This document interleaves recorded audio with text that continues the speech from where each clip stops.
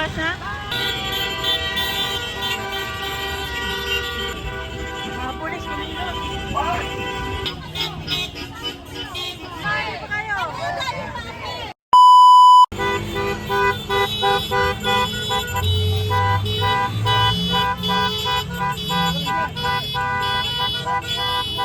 Bakit wala mga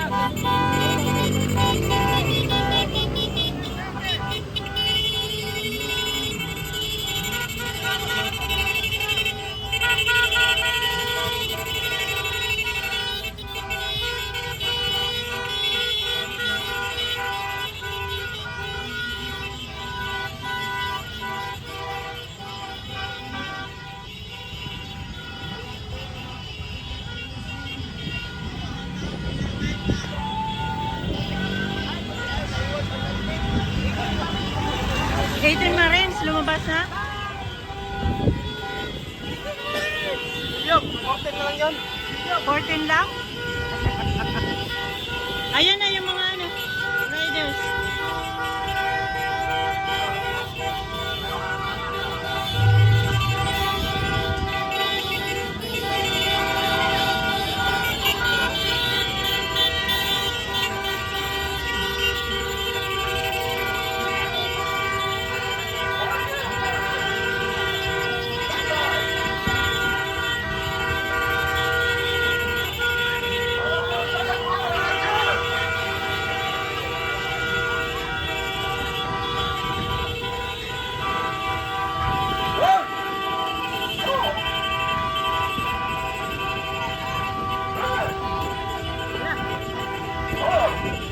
Mga pulis, kumilos.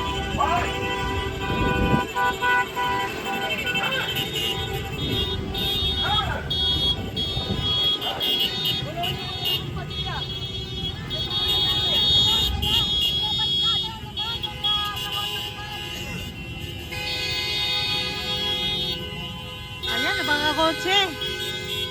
Mga kotse na, ayan, ayan.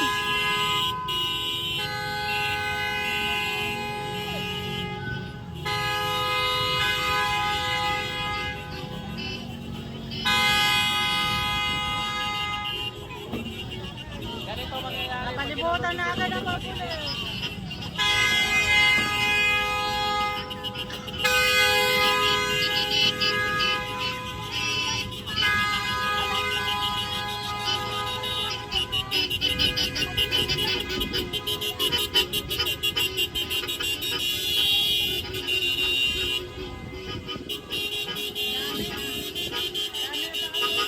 Ganito yung mangyayari. Mag-pinubit pa nila na yung minugulo. Ayan, ayan, mga Muslim.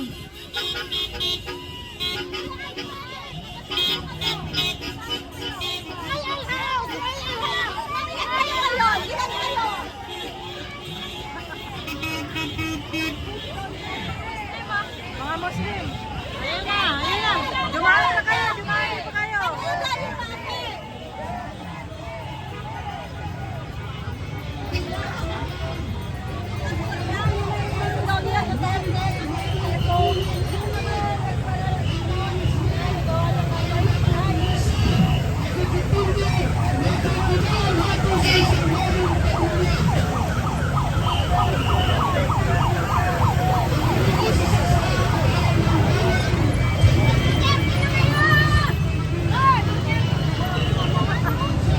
Madutaltiyan sila.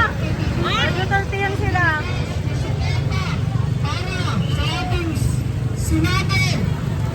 Ay, grabe, ang dami, oh. Ayan, grabe. Kusina. Ay malakas na naninindigan. Kami ay malakas na sumusuporta at malakas na protection kay Senator Robin Padilla. Hintayin po lamang natin yung ating mga kasamahan dahil marami pa po ang hindi dumadating. Gusto po i-welcome ang spokesperson ng Muslim Alliance for Sarah Ducati sa Katawan kay Engineer Nasib Malarani. Marami pang organisasyon ang nagpiplit-piplit, nagsama-sama upang magpakita ng suporta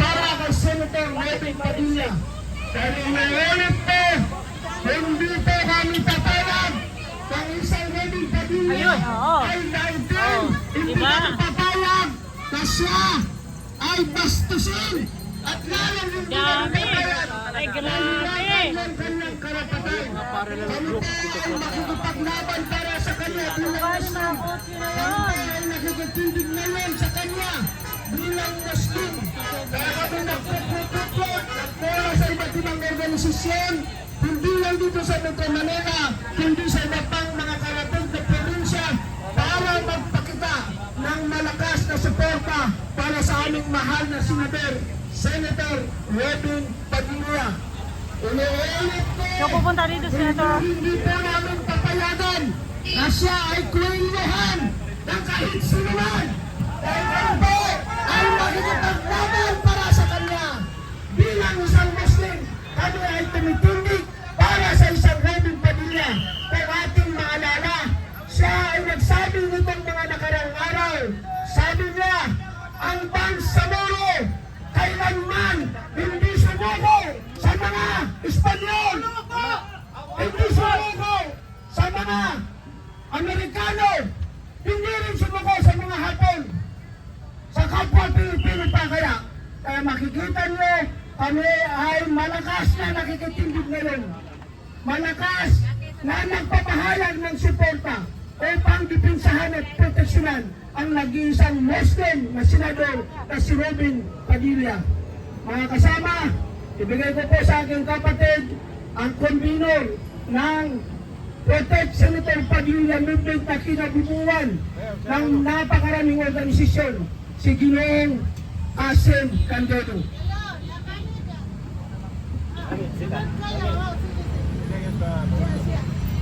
Takbir! Takbir! Takbir! Assalamualaikum warahmatullahi ta'ala wabarakatuh. Ako po si Kasing Candido, lead convener po ng Protect Senator Padilla Movement. Buo po ang suporta ng mamamayang Moro, ng mamamayang Muslim sa ating kaisa-isang Muslim na senador, na si Senador Robin Padilla. Dahil bago pa man siya naging senador, bago pa man siya pumasok sa politika, matagal na po namin siyang kasama sa pagkikibaka, kasama sa pagsuporta, kasama sa pagsulong ng kapakanan ng mamamayang Moro, mamamayang Katutubo at mga ordinaryong Pilipino. Kasama po namin siya na nakipaglaban, na sumulong para sa usaping pangkapayapaan sa Bangsamoro, usaping pangkapayapaan sa Mindanao. Ngayon pa man sa panahon ng substate, nung sinusulong yung Memorandum of Agreement on Ancestral Domain, ay kasama na po namin si Senador Padilla. Kasama namin siya sa pagsulong ng panahon ng Comprehensive Agreement on the Bangsamoro. Kasama din po namin siya sa Framework Agreement on the Bangsamoro hanggang sa Bangsamoro Organic Law, hanggang sa ngayon yung Bangsamoro Autonomous Region in Muslim Mindanao. Kasama po namin siya sa nakikibaka para maisakatuparan na magkaroon ng sariling pagpapasya ang mamamayang Moro. Pero sa kasamayang palad, ang nangyayari ngayon sa BARM ay pinalasubas ng kasalukuyang administrasyon ang legasiya ng nadawang presidenteng nagdaan. Naglagay sila ng kanilang sariling tao na kontrolado nila, hindi magsisilbi sa Bangsamoro. Kaya ang Bangsamoro ay buo ang suporta kay Senator Robin Padilla. Dahil kahit hanggang ngayon ay senador na siya, andun pa rin ang kanyang concern sa BARM. Pangalawa, si Senator Padilla ay kasama rin namin sa nagsusulong ng karapatan at kapakanan ng mga katutubo sa Mindanao at hindi lang sa Mindanao at sa buong bansa. Dahil pinoprotektahan, pinagtatanggol niya ang mga katutubo, ang isyu ng mga katutubo na mayroong pang-aapi sa kanila, katutubo na nakakaranas ng diskriminasyon, mga katutubo na ninanakaw ang kanilang mga lupain. Malakas ang boses ng ating Senador Robin Padilla na ipagtanggol ang karapatan, kapakanan ng mga mamayang katutubo. At hindi lang mamamayang Bangsamoro at mga katutubo ang kanyang pinagtatanggol. Kasama ang tayong mga ordinaryong Pilipino. Patuloy ang kanyang pagtulong sa mga mahihirap. Hindi pa man siya naging politiko, hindi pa man siya tumakbo noong 2022 at naging number 1 senador. Ako mismo saksi dahil lagi namin siyang kasama nung panahon na kapag merong nasusunugan, merong biktima ng baha, kasama namin siya na pumapasok sa komunidad upang mamahagi ng tulong. Kasama namin siya madalas nung panahon na may pagpupulong para sa Bangsamoro at bigla na lang may lalapit sa kanya na hihingi ng tulong at hindi siya nagdadalawang isip para tulungan ito. Lalo na nung naging senador, ang ating kaisa-isang Muslim senador na si Robin Padilla ay nagkaroon ng makasaysayang batas para sa mga Pilipino. Una dyan yung Eddie Garcia Act para ito sa mga maliliit na manggagawa sa industriya ng pelikula. Pangalawa yung Philippine Islamic Burial Act. Second mic. Ito ay para